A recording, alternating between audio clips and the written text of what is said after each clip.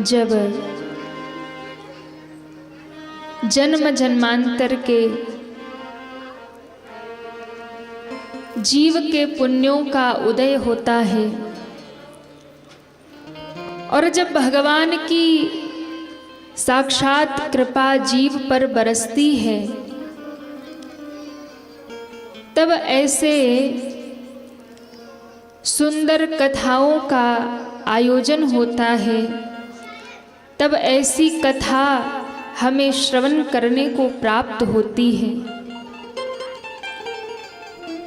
देखिए, भगवान की कृपा जब होगी ना, आपको संत सेवा, ब्राह्मण की सेवा, गुरु की सेवा, गऊ की सेवा आपको प्राप्त हो ना, तो समझ लेना ये आपका भाग्य है। लेकिन जब आपको सत्संग, हरि कथा, भगवान की कथा और सत्संग मिल जाए, ये बाल गोपाल क्यों इतने चिल्ला रहे? इनको भूख लगी है क्या? कुछ खिला दो भाई। नहीं, कथा से ज्यादा लोग उनको ही ध्यान दे रहे। हाँ, पहले ये संतुष्ट हो जाए, फिर कथा आनंद आएगी। बोले कृष्ण कन्हैया लाल की जय हो। तो मैं निवेदन कर रही थी, जब आपको गऊ की सेवा करने का सौभाग्य मिले, संत सेवा मिल जाए, ब्राह्मण की सेवा मिल जाए, तो ये आपका भाग्य है। लेकिन यदि आपको सत्संग मिल जाए, भगवान की कथा मिल जाए, ऐसी भागवत कथा सुनने को मिल जाए, तो ये सौभाग्य नहीं, ये भाग्य नहीं, ये परम सौभाग्य से मिलता है। ये परम सौभाग्य है, क्योंकि भगवान स्वयं कहते हैं कि संसार में दुर्लभ है हरि कथा और सत्संग। भगवान का भी मिलना उतना दुर्लभ नहीं है। भगवान भी मिल जाते हैं, पर भगवान की कथा उनसे भी अधिक दुर्लभ है। जैसे कहते हैं ना कि राम से बड़ा राम का क्या नाम, राम जी से भी बड़ा राम का नाम है, कृष्ण से भी बड़ा कृष्ण का नाम है। क्यों? यहाँ जितने लोग बैठे ईमानदारी से बताइए, आप लोगों ने राम जी को या कृष्ण जी को देखा है? अरे हाँ या ना? नहीं देखा है ना? राम जी को नहीं देखा, कृष्ण जी को नहीं देखा, लेकिन फिर भी आप राम नाम, कृष्ण नाम गाते हैं। क्यों गाते हैं? आप इसलिए गाते हैं कि हमने राम जी को तो नहीं देखा, कृष्ण को तो नहीं देखा, पर उनके नाम में ये शक्ति है कि जो राम त्रेता में आए, जो कृष्ण द्वापर में आए, इस कलयुग में भी यदि हम उनका नाम गाएंगे तो भव से बेड़ा पार हो जाएगा। हम भगवान को नहीं जानते, पर भगवान के नाम को जानते हैं और उनके नाम की महिमा को जानते हैं। भगवान के नाम की महिमा को जानते हैं। राम जी ने तो कुछ का ही उद्धार किया ना, कुछ जो उस समय त्रेता युग में, उस राम जी के समय में जो थे, उनका ही उद्धार किया।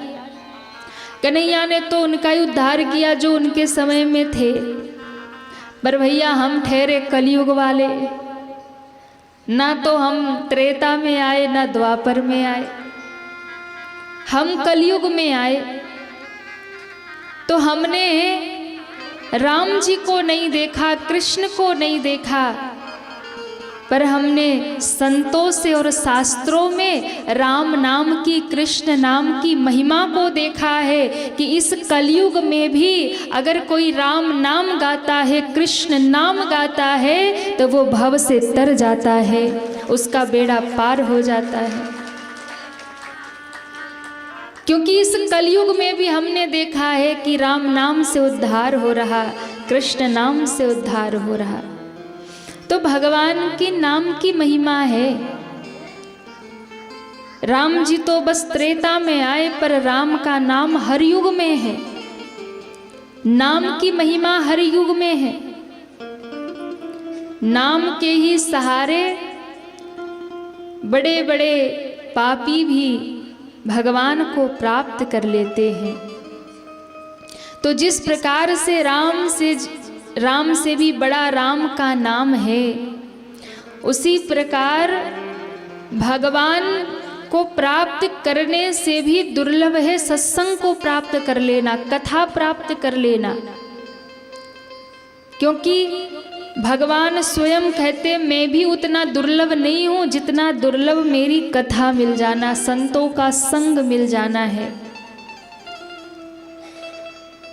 जब भगवान राम धरती से जाने लगे, श्री हनुमान जी को कहते हैं तुम मेरे साथ चलो। साकेत धाम सब जा रहे, पूरी अयोध्या मेरे साथ जा रही। हनुमान जी ने कहा कि एक बात बताइए प्रभु, आपके उस साकेत धाम में क्या मुझे राम कथा सुनने को मिलेगी? आपकी कथा मिलेगी? राम जी ने कहा भैया वहां तो बस हम ही होंगे, हमारी कथा नहीं मिलेगी। हनुमान जी ने कहा कि प्रभु यदि आप वहां होंगे तो मुझे आपसे ज्यादा कुछ लेना देना नहीं है। आप हमें ये बताइए कि कथा कहाँ मिलेगी।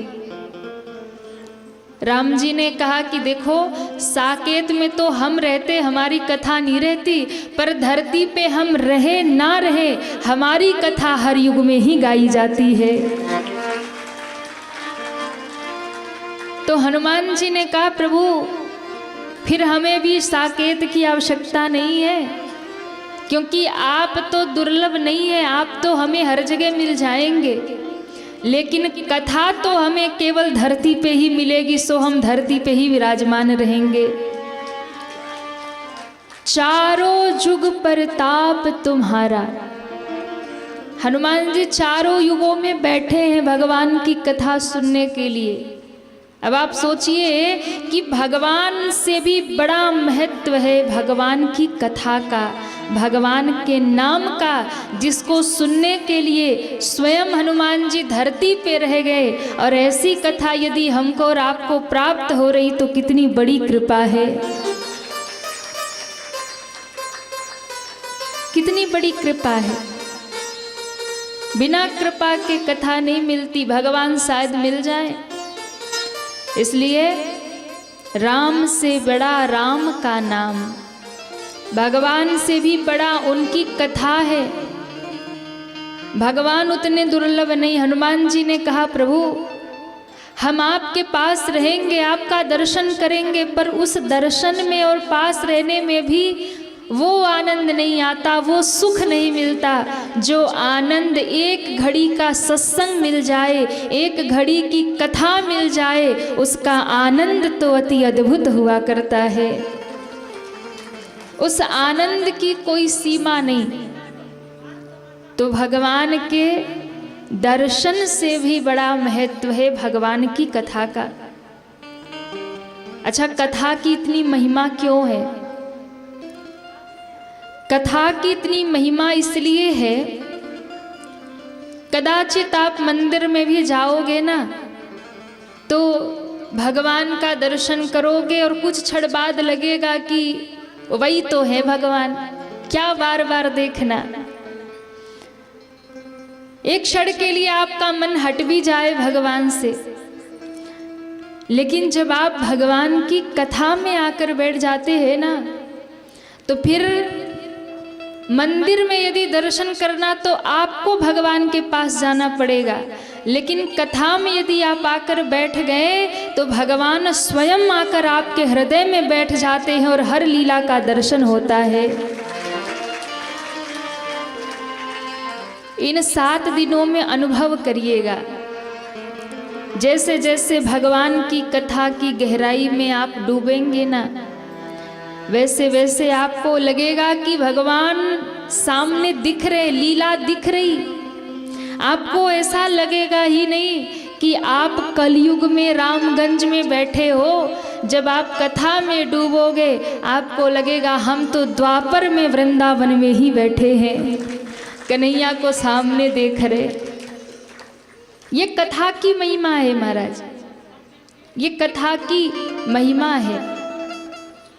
इसलिए मैं निवेदन कर रही थी, हम और आप सभी सौभाग्यशाली हैं जो इस पवित्र भूमि में बैठे, इस धरती। तो भागवत की कथा वो कथा है जो हमें कृष्ण का दर्शन करा देती है। भगवान का स्वरूप क्या है, भगवान करते क्या है, भगवान है कैसे, ये सब यदि जानना है तो भागवत जी का आश्रय लीजिए। भगवान के विषय में हर एक बात आपको पता चल जाएगी।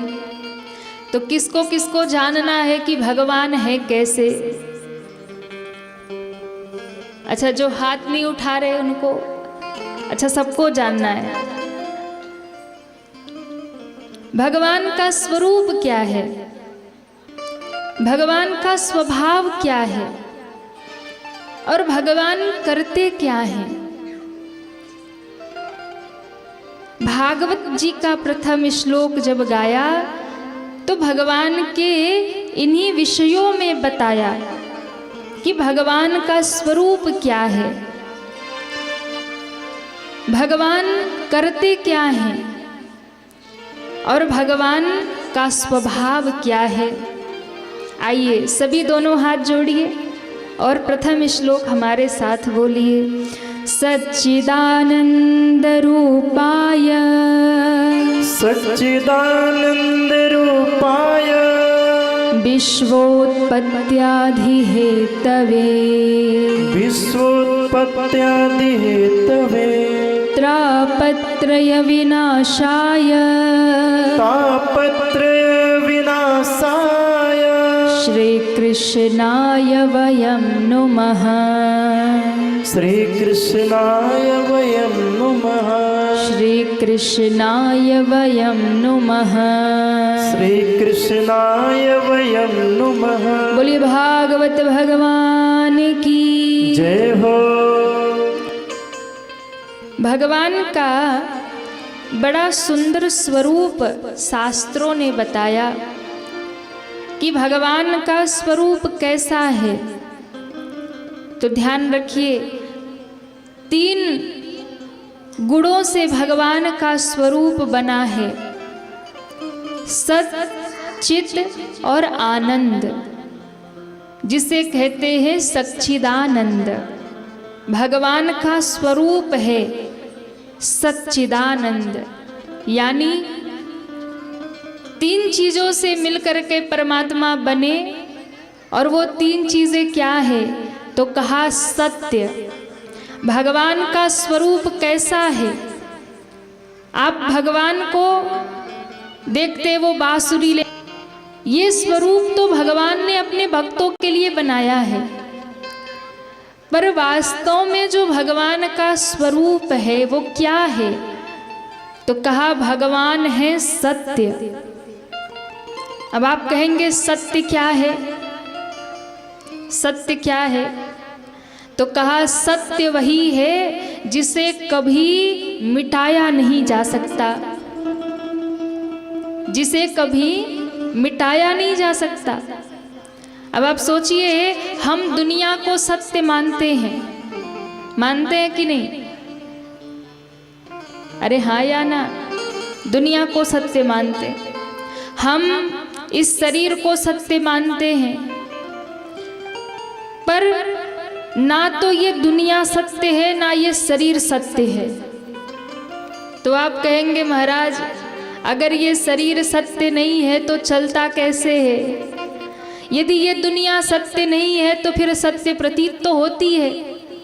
तो ध्यान रखिएगा, अगर ये शरीर सत्य होता तो एक दिन समाप्त नहीं होता। एक ना एक दिन तो सभी को मरना है, एक दिन तो सभी मुर्दा बनेंगे, एक दिन तो सबके ही प्राण जाएंगे। और जिस दिन प्राण निकल गए उसी दिन ये शरीर जिसे हम सत्य माने बैठे यही झूठा हो जाएगा। जब ये एक दिन समाप्त होगा तो सत्य कैसा? सत्य तो वो है जो कभी मिटता ही नहीं। जिस दुनिया को आप सत्य मानते हैं ये दुनिया भी एक दिन समाप्त हो जाएगी।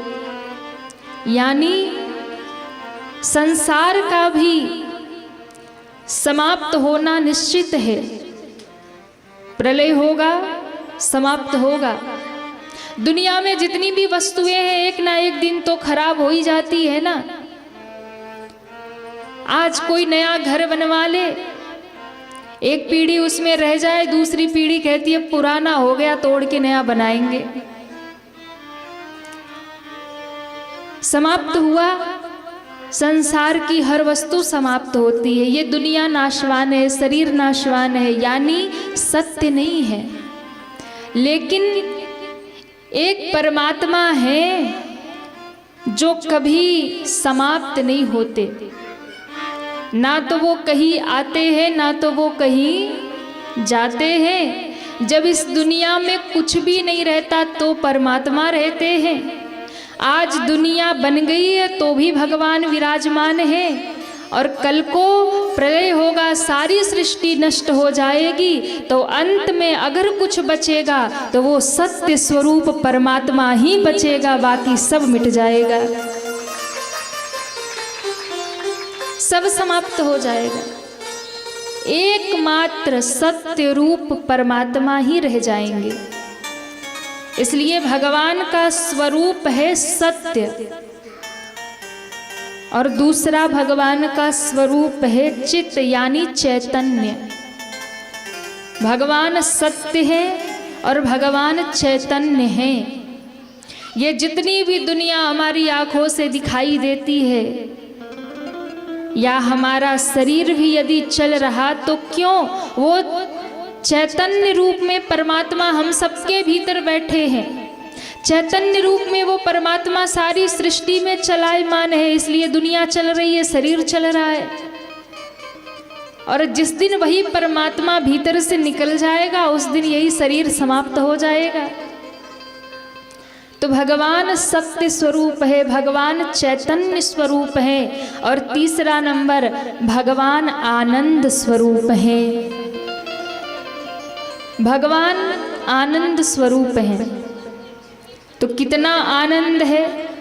तो कहा भगवान आनंद के समुद्र हैं। और संसार में जितना भी सुख आपको दिखता है ना, संसार में जितना भी सुख आपको दिखाई पड़ता है, ये जितना भी सुख है ये सब भगवान से ही निकल करके आया है। अब आप सोचिए कि भगवान जो आनंद के समुद्र है, विचार करिए क्या समुद्र का पानी कभी समाप्त हो सकता है? कहिए ना, हाँ या ना? कभी समाप्त नहीं हो सकता। हो सकता है नदी कभी सूख जाए, नदी का पानी कभी समाप्त हो जाए, तालाब सूख सकता है, नदी है, पर समुद्र को सुखाया नहीं जा सकता। समुद्र को कभी खाली नहीं किया जा सकता, समुद्र का पानी कभी रोका नहीं जा सकता। अथाह है, अनंत है, कभी समाप्त नहीं हो सकता। अब आप सोचिए जिस प्रकार से समुद्र का पानी कभी समाप्त नहीं हो सकता, उसी प्रकार से आनंद के स्वरूप है और वो आनंद कभी समाप्त नहीं हो सकता। सागर है जो आनंद सिंधु सुख राशि, जो आनंद के सिंधु हैं और सुख के राशि हैं। यानी भगवान ही आनंद है, भगवान ही सुख है। तो दुनिया में कितना सुख है, कितना आनंद है। तो सीक करते त्रैलोक सुपासी, जैसे भरे हुए सागर में एक सीक डुबोई जाए तो उस सीक में क्या, एक बूंद दो बूंद यही आएगी ना। और उस एक दो बूंद जल को छिड़क दिया जाए सारे संसार में। भगवान आनंद के सागर है और उस सागर से सीक में भर के एक बूंद संसार में छिड़क दिया गया। पूरी दुनिया में जो सुख है बस उतना ही है। अब आप सोचिए कि जिस सागर की एक बूंद से संसार में इतना सुख है, उस सागर के नजदीक जाएंगे तो कितना आनंद मिलेगा। तो भगवान आनंद है और इसलिए भगवान को कहा गया सच्चिदानंद। बोलिए सच्चिदानंद भगवान की जय हो। अब भैया जिनको सुख चाहिए, जिनको आनंद चाहिए, तो ये प्यास ज्यादा हो ना तो नदी तालाब के पास मत जाओ। संसार में ये जो सुख आनंद है नदी तालाब जैसा है, कब सूख जाए पता नहीं चलेगा। जाना है तो समुद्र के किनारे चले जाओ, जो जल कभी समाप्त ही नहीं होगा। अर्थात भगवान के चरण को पकड़ लो तो आनंद कभी समाप्त ही नहीं होगा। और दुनिया में यदि सुख ढूंढते फिरोगे ना तो रोना तो पड़ेगा। दुनिया का सुख रुलाती है, दुनिया का आनंद आज सुख लगता है, कल दुख बन जाता है। इसलिए भगवत चरणाश्रित जो हो जाएंगे उनका जीवन का सुख आनंद कभी समाप्त नहीं होगा। तो भगवान है सच्चिदानंद, ये भगवान का रूप है। क्या रूप है भगवान का? सच्चिदानंद रूपाय विश्वोत्पत्त्यादि हेतवे। भगवान करते क्या हैं? तो कहा भगवान 3 काम करते हैं। कितने काम? 3 काम। क्या करते हैं? तो कहा भगवान दुनिया को बनाते हैं, भगवान दुनिया को चलाते हैं। और जब दुनिया के लोग ज़्यादा ही परेशान करते हैं ना, तो फिर भगवान को लगता है अब देते देते थक गया, तो फिर भगवान दुनिया मिटा देते हैं। भगवान 3 काम करते, दुनिया को बनाते हैं। जब दुनिया को बनाते हैं तो वही ब्रह्मा बन जाते हैं। जब सृष्टि का पालन करना होता है तो वही नारायण विष्णु बन जाते हैं। और जब संहार करना होता है तो वही महादेव बन करके इस सृष्टि का संहार कर देते हैं।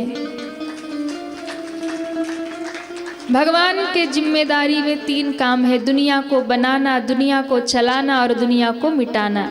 जब भगवान को लगता है मैं एक से अनेक हो जाऊं तो वो सृष्टि रच देते हैं। जब उन्हें लगता है कि सारी सृष्टि को अपने भीतर समाहित करके मैं एक हो जाऊं तो वही सृष्टि को मिटा करके भगवान एक रूप में विराजमान हो जाते हैं। ऐसे भगवान जो सतचित आनंद स्वरूप हैं, जो सृष्टि को बनाते हैं, चलाते हैं, मिटाते हैं, वही भगवान त्रापत्रय विनाशाय। ऐसे भगवान की शरण में जो आ जाएगा तो भगवान 3 प्रकार के ताप संसार में जो बताए गए उससे जगत को मुक्त कर देते हैं। 3 ताप कौन कौन से हैं? कहा दैविक, भौतिक और दैहिक। दैहिक, दैविक, भौतिक 3 ताप हैं।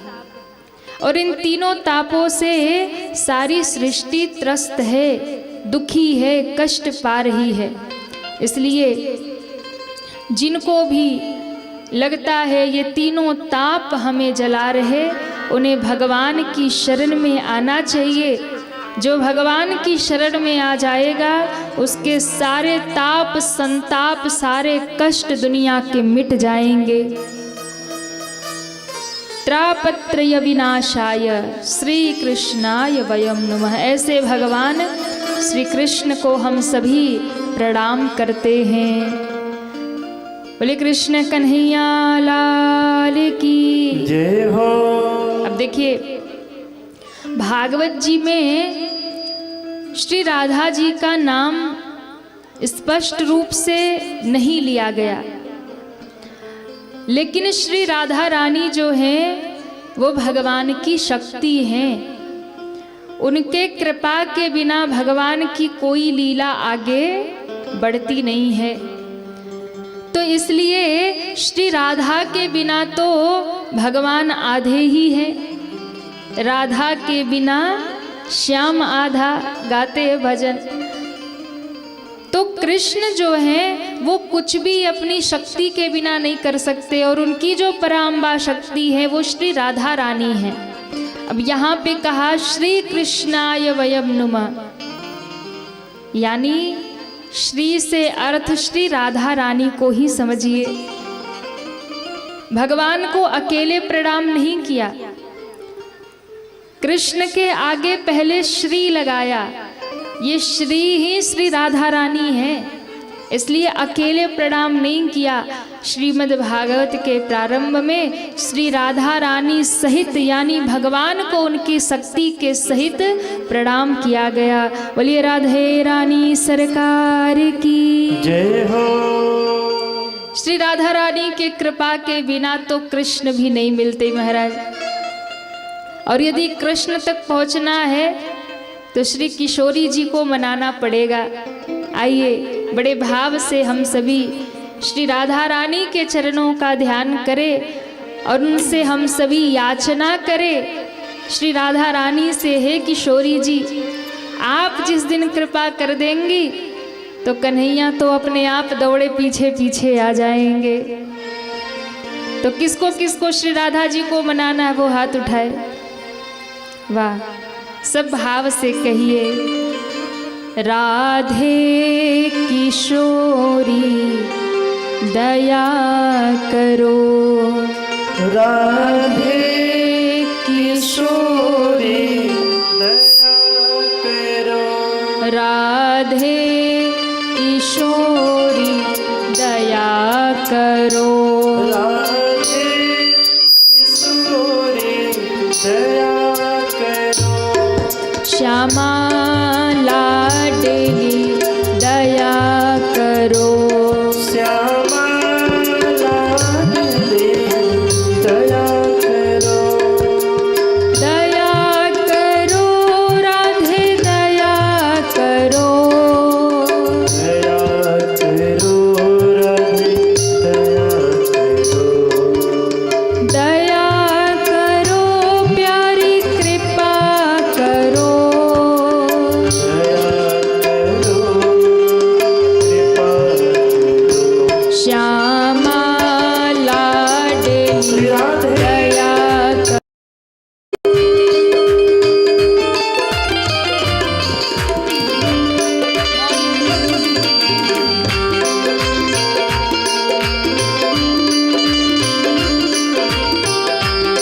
जय जय हमसे दी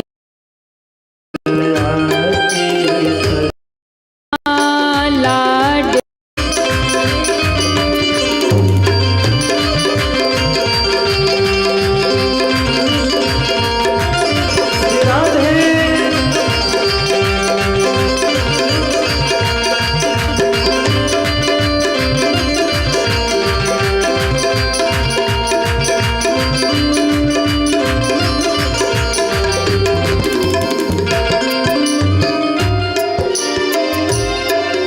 सदा धरी दीनन पे श्यामा, सदा धरी दीनन पे श्यामा, सदा धरी दीनन पे श्यामा, सदा धरी दीनन पे श्यामा, यह विश्व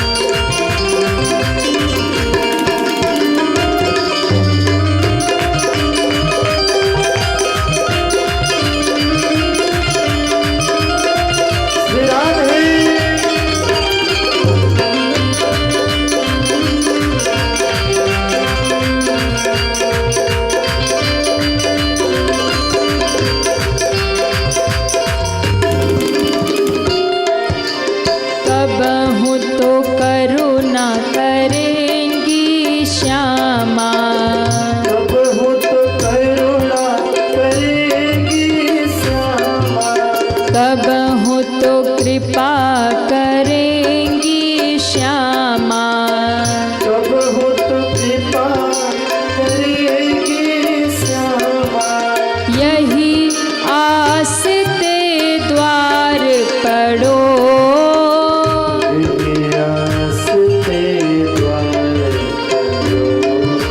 यही आश लिए द्वार पड़ो,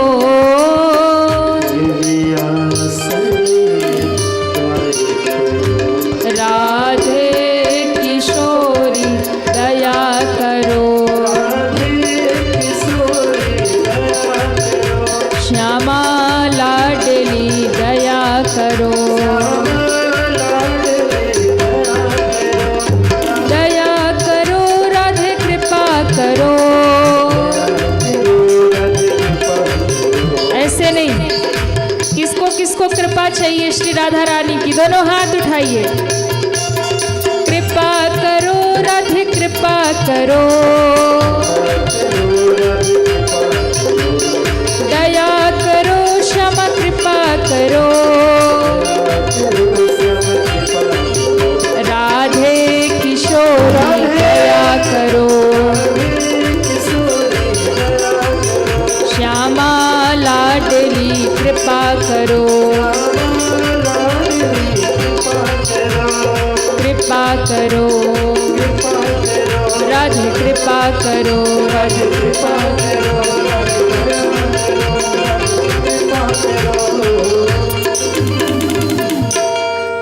राधे किशोरी राधे। किसको किसको कृपा चाहिए, दोनों हाथ उठाइए और इतने जोर से गाइए श्री राधा रानी तक आवाज पहुंचे। और ध्यान रखिए, भागवत का पहला दिन यदि राधा रानी रीझ गई ना तो फिर ठाकुर जी पीछे पीछे आ जाएंगे। उठाओ पूरे पूरे हाथ। दया करो राधे कृपा करो, दया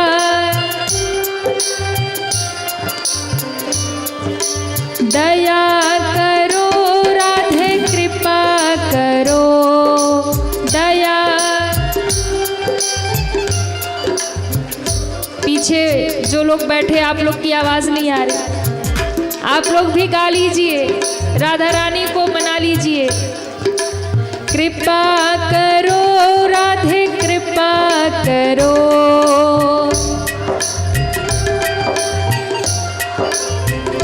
श्यामा लाडली दया करो,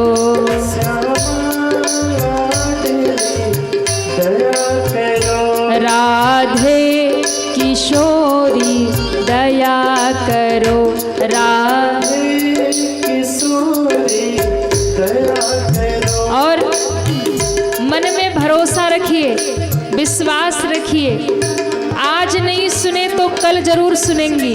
हाँ, कब हूँ तो कृपा करोगी श्यामा, कब हूँ, आज नहीं तो कल, कल नहीं तो परसों, रोज पुकारेंगे कभी तो सुनेंगी। कब हूँ तो कृपा करोगी श्यामा, कब हूँ,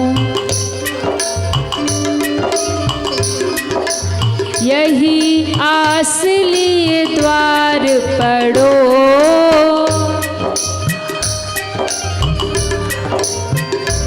हमें तो पता ही नहीं था रामगंज वाले इतना बढ़िया गाते। हाँ? और आप लोग गा रहे हैं ना तो हमें लग रहा हम चुप हो जाएं, आप ही गाओ। उठाइए पूरे पूरे हाथ।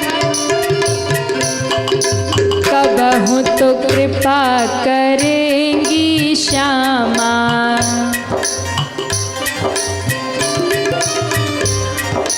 यही आस लिए द्वार पड़ो। थोड़ा कम बजाइए, आप लोगों की आवाज पहुंचनी चाहिए राधा रानी तक। उठाओ पूरे पूरे हाथ। यही आस लिए द्वार पड़ो,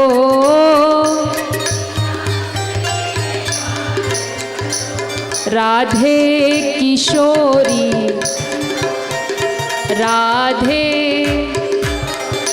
दोनों हाथ उठा के दया करो राधे दया करो,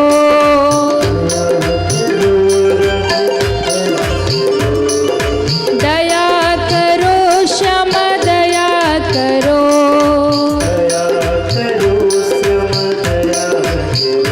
राधे किशोरी दया करो,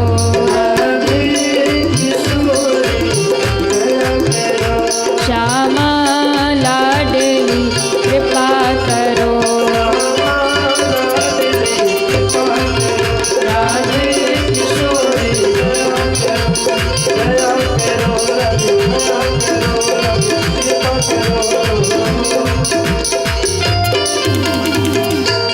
बोलिए कृष्ण कन्हैया लाल की। जय हो। भागवत महापुराण